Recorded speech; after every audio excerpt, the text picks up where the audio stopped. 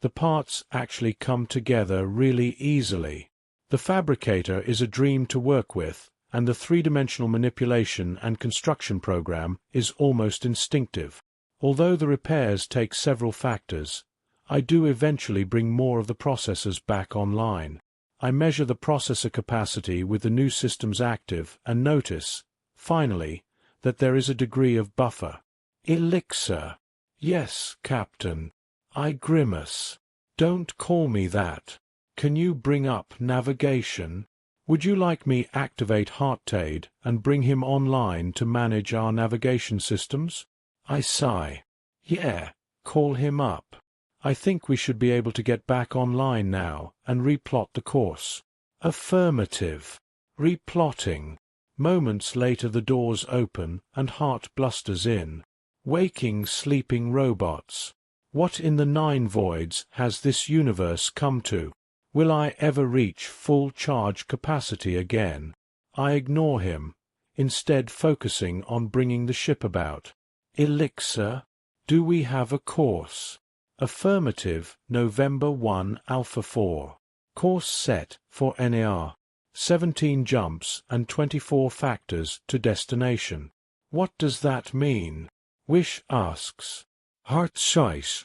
Nearly home. Did you uncover the message? I turn to Heart. Not yet. Wish leans forward in her chair. What are jumps? The ship is fitted with a jump drive. It is the most efficient way to travel great distances, I tell her, then turn back to Heart. And it uses both a lot of power and a lot of processor, right? Of course. It's a jump drive. 2 lines above his eye orbs tip down as if he's considering how stupid I must be. Bear with me. I turn back to the walls, looking up at them as if facing the disembodied voice that is the ship's verbal response unit. Elixir. Initiate return course, but do not activate the jump drive. Calculating.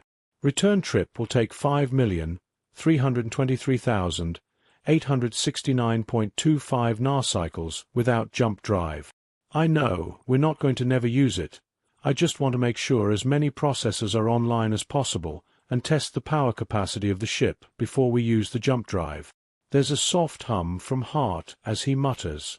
Girl clone baby telling me how to fly my own ship as if I'm not a state-of-the-art telemetry unit whose whole purpose is to fly the ship. Even my own captain let me fly the ship the way I'm supposed to fly the ship. His muttering continues, so I reach a hand out to him. Sorry, Hart. Can you take it from here? His head perks up and his eyes blink. Affirmative. Elixir. Transfer navigation controls. Navigation transferred to hybrid autonomous research, telemetry, teleportation, and defense engine. Hart raises his hands, taking the invisible wheel again. The shift as the ship accelerates and turns creates a slight rock within the room, and I remember the inertial dampeners are still not at capacity. Suddenly, I'm very thankful we're not using the jump drive, because without those dampeners the creation of the slipstream could have been very, very messy. Not to mention, reminding me to check that the shields will be capable of sustaining warp. Easy does it okay, Hart. I'll get us up and running at best capacity soon, but for now keep her light and steady. He nods his head and wanders back through the door and down the corridor, steering the ship the whole way with a happy hum and a trail of pink tendrils in his jet stream. I turn back to the fabricator. There's more I could do with the processors on the next level, but Wish is still lingering. She's been trolling through the database at a nearby workstation. I imagine she must be pretty bored, so I decide to first focus on creating something to help us translate the static. Let's get you some static to translate.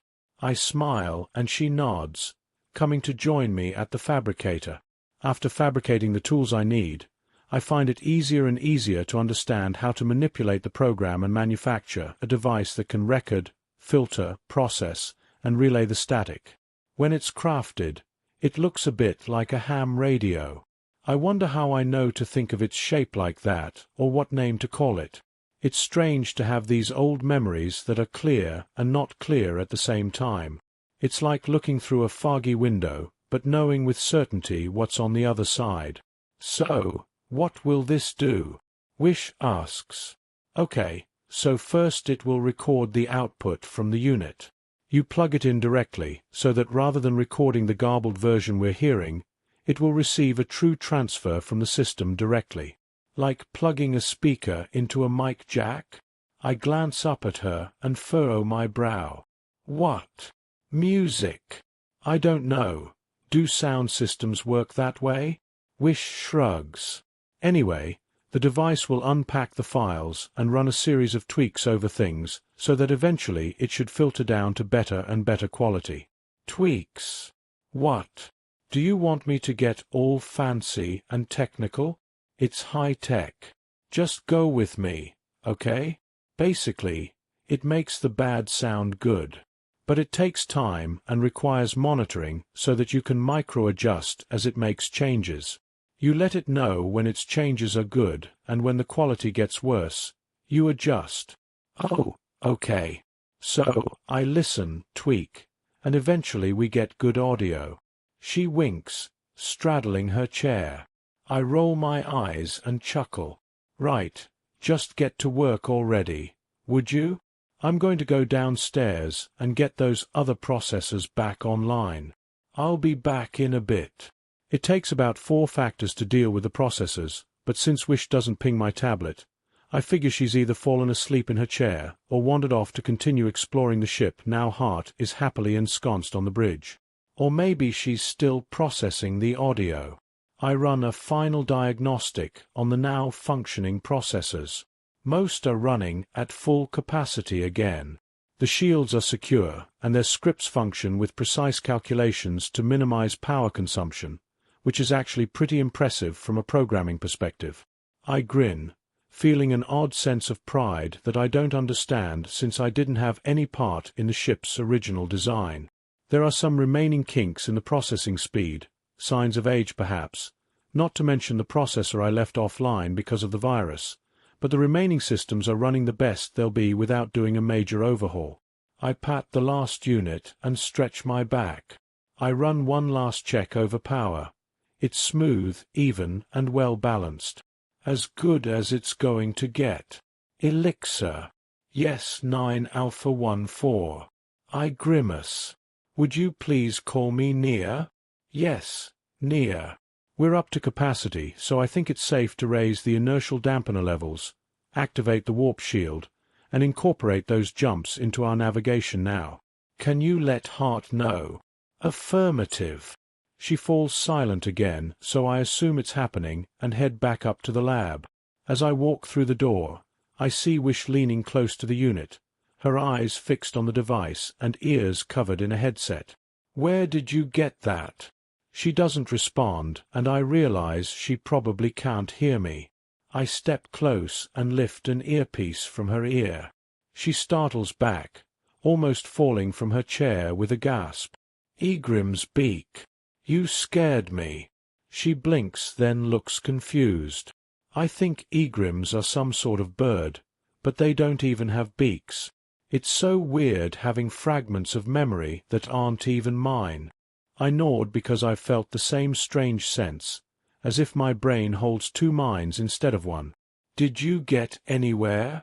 Actually, yeah. Listen. She taps a few of the keys on the interface on her desk, and a soft whooshing noise fills the room. I glance down and realize she's hooked the radio up to the main computer. A rich, warm voice breaks through the hissing static. It's eerily familiar and yet strangely alien. They're losing control. Mayday. The elixir has been sabotaged. The crew is in mutiny. They're losing control. The static arcs up again, and the next section of the recording is lost, but then it resumes. In my room. The cure is secure. I have hidden a data record that contains the fundamental structure required for fabrication in my own quarters. But I fear it is not safe. I feel myself slipping away. Just like the others, it starts with headaches and sickness. Disequilibrium. I am infected, and I fear I may succumb. To ensure the safety of our mission, I have inserted a priority status statement into Heartade and programmed Elixir to follow the base command to return home. I can no longer restore NR myself. I cannot allow this sickness to infect our home. His voice pauses for a long moment. Forgive me. You are our only hope. There was no other choice. And then the voice fades and the static returns. I swallow, then release a slow, shuddered sigh and glance over at Wish. She's watching me so closely as if waiting for me to say something, but I don't know how to respond. A lot of the message didn't make sense, but the dread in the pit of my stomach is very, very real. Ball scat, I say, and she nods. Yeah. Nia. So, the cure is in that locker, right? The plans for it, at least. That's what it sounds like. And Hart said that we're supposed to have something to do with the cure. At least you are. Hart doesn't seem to know much of anything. If he does have a primary mission protocol. I fall silent and Wish nods beside me. Something has screwballed his memory and prevents him from being able to access it. Or he won't tell us. I pace the room, circling the fabrication unit in the middle. Look, I say. I got most of the processors online and we're back on track. Let's just see how it plays out when we get there.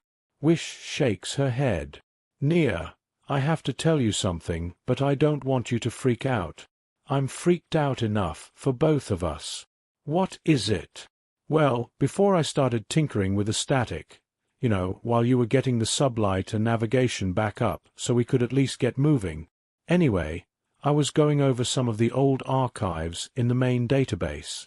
There are records dating back hundreds of narcycles. It talks about the original fleet that set out on this quest, this mission we're on, to save NR. I feel that pit in my stomach again and bite my lip. Then, taking a breath, I cross to sit in the chair beside her.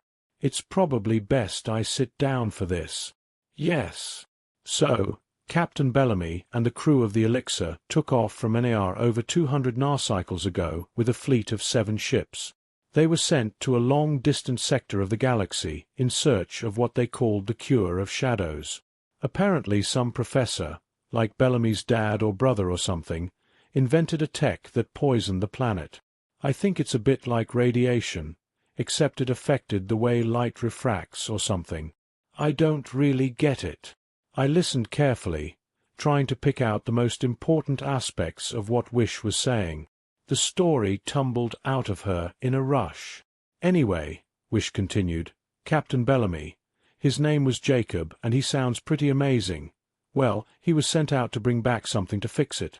The professor stayed behind to do what he could to protect what was left of the planet, but the records don't really say much about that. I guess because the ships left, so they don't know what happened. She pauses to breathe, then gazes across at me. Say something. Processing, I say, mimicking Elixir. Wish laughs but continues to watch me, waiting. No really, I say. It's just a bit mind-blowing. So, okay. If we put that together with what Captain Bellamy said in his recording, we can say they must have reached their destination and found the cure? Wish nods. But then something happened that made the crew and everyone. I trail off because, although I don't know exactly what happened to them, it's not hard to guess that they must be dead.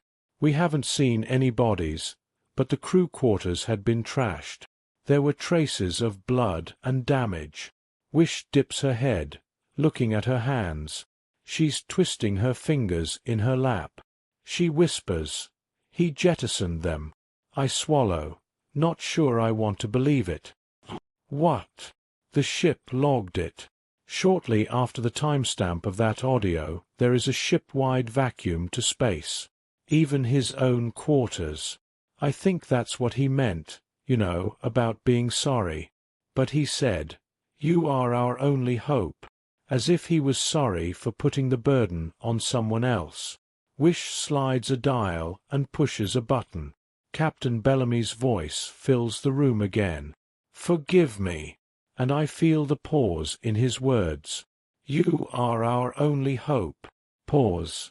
There was no other choice. Wish switches it off again.